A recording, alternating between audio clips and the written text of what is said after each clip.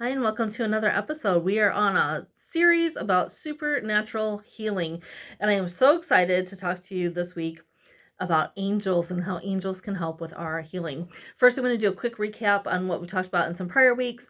We talked about how it's God's will for us to be healed. All three members of the Trinity, Father, Son, Holy Spirit, it's their will for us to be healed.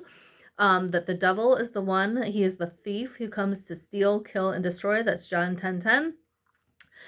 We talked about how God is not the one who makes us sick. He doesn't make us sick to punish us or to teach us a lesson or anything like that. It is the devil. The devil is the one who comes to make us sick.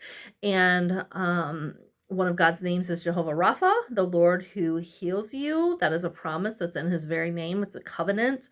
So healing is a promise. It's a covenant that we can stand on.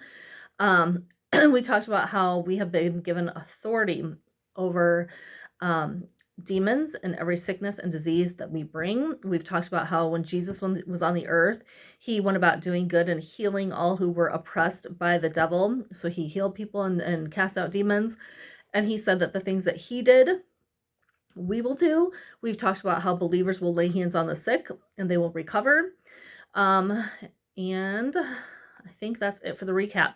So one of the healing methods that the healing method we're going to talk about today is angels, how angels can be used to bring healing.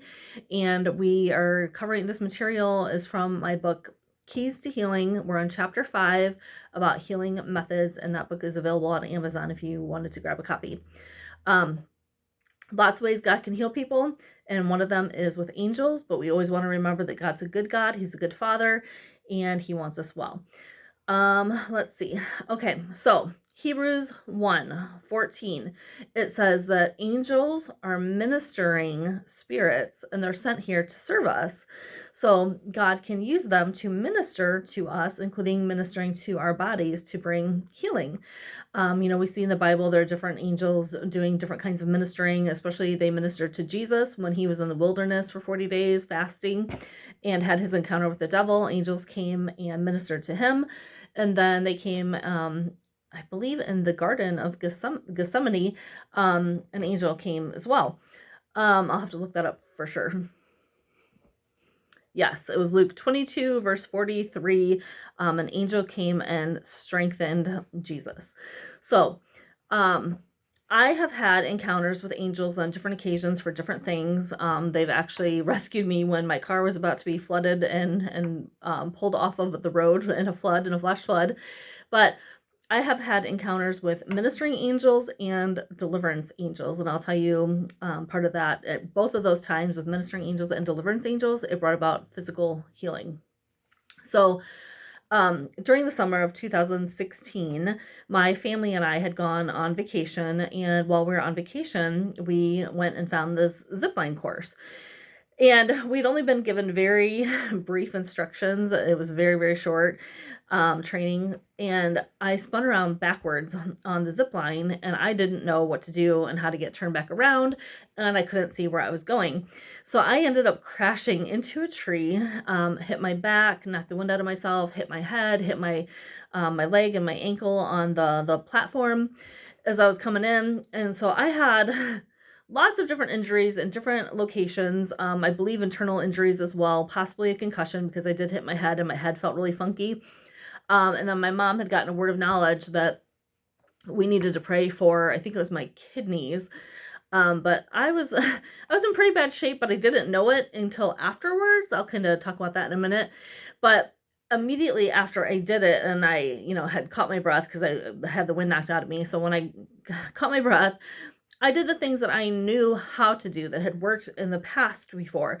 So I laid hands on myself. I commanded pain to go. I commanded my body to be healed.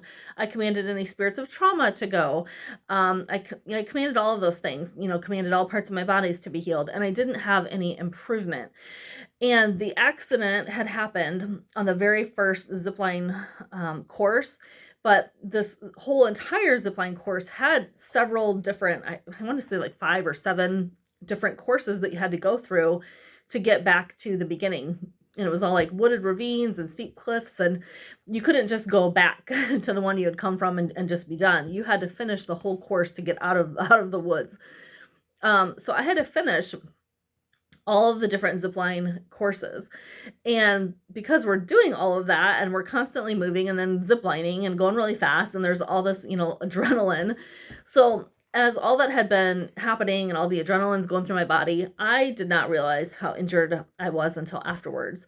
So when we got back to the finish line and we got in the car, we started to head back to the hotel. And then after that adrenaline had kind of worn off, I started to have all of this pain set in, and I started noticing all the different parts of my body that were hurting, and it was getting even worse. But I refused to go to the hospital. I believed in faith. We talked about faith last episode, but I believed in faith that God would heal me. So we go back to the hotel. All my family goes down to the pool. And they're down at the pool, but I stayed in the room and I put an ice pack on my hip and my leg, I think is where I had the other ice pack. But I'm laying there and I'm just laying on the bed with the ice packs on me and I'm praying in tongues, and didn't have any improvement up until that point. But then I heard God ask me if I could forgive the zipline company and the employees. And I told him that yes, I could forgive them. We are going to talk in another episode, in a future episode, about forgiveness and how that can be used to facilitate healings, because that it can be an important component. And sometimes God does include or combine one or more methods of healing for you to receive your healing. But in this instance, he asked me if I could forgive them, and I said yes. And right after I said that I could forgive them, I felt a presence by my side. I could sense, I could feel something was standing next to me. And then I felt a soft touch on my leg. And I say I was approximately 85% better in that moment when I felt that touch on my leg. There was a little bit more healing that had to happen, but the Lord chose to do that in a different way. So I'll talk about that again in future episodes. But immediately when I felt that touch on my leg, I was about 85% better. And it was immediate relief. It was significant. It was, almost all the way better, just not quite there. But it was major, it was miraculous. And I was like, whoa, what was that, Lord? That was pretty cool. What was that? And he told me it was a ministering angel. I'm like, oh, that makes sense. Okay. He did, like I said, use other methods to complete the rest of the healing. We'll discuss that later in further episodes. But one of the things that happened is the devil did try to start throwing some lies at me that I had to rebuke. So one of the things that he said to me was that, you might be healed now, but arthritis is going to set in when you get older and you're going to have arthritis there. And I was like, no, it's not. In Jesus' name, I had to break the power of that lie. I had to take that thought captive and make it obedient to Christ and to the word that says by Jesus' stripes we're healed. And that it's the thief who comes to steal, kill, and destroy, and that I was not going to be stolen from. And so I had to take that thought captive. And I had to, reject it and counter it with the truth of the word. But another time, so in another instance, I had gotten a really bad headache, and I was at home on this occasion, but got a really bad headache, and it was so bad. I was, feeling nauseous, felt like I was going to throw up. It was migraine, really bad headache. And I did not have it in me to fight. We're supposed to fight the good fight and we're supposed to stand.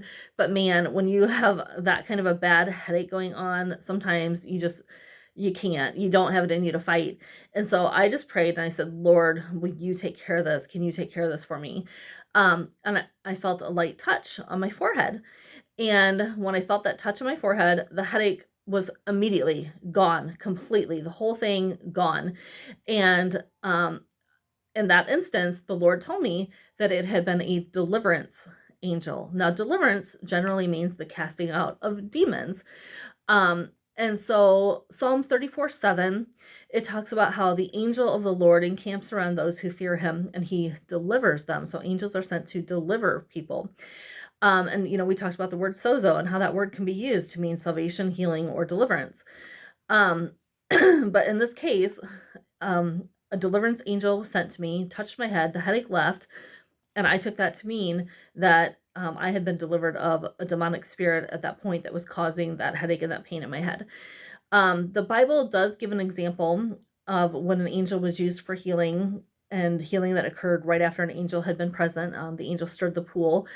This is from John 5, verses 1 through 4.